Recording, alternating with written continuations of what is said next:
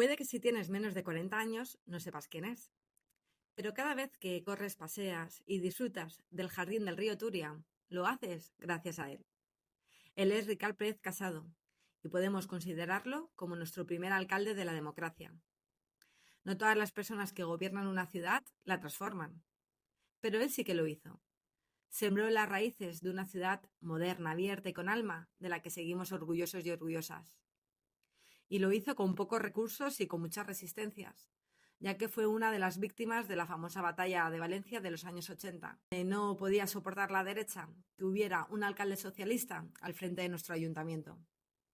Pero él demostró que ser valiente era la decisión más inteligente y le plantó cara a esa ciudad expansiva, especulativa, que engullía huerta, barrios y memoria.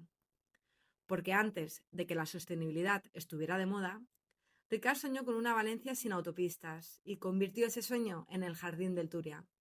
Un milagro urbano que hoy nos parece natural, pero que solo fue posible gracias a su determinación.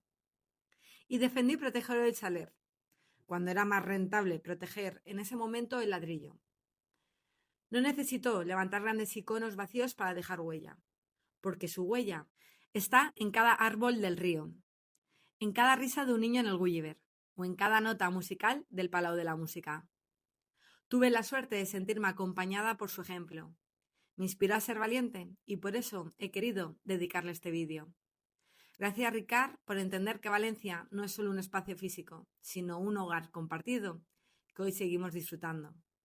Y quienes creemos en la política como una herramienta de transformación, te vamos a seguir reivindicando, porque tu legado no es pasado, es horizonte.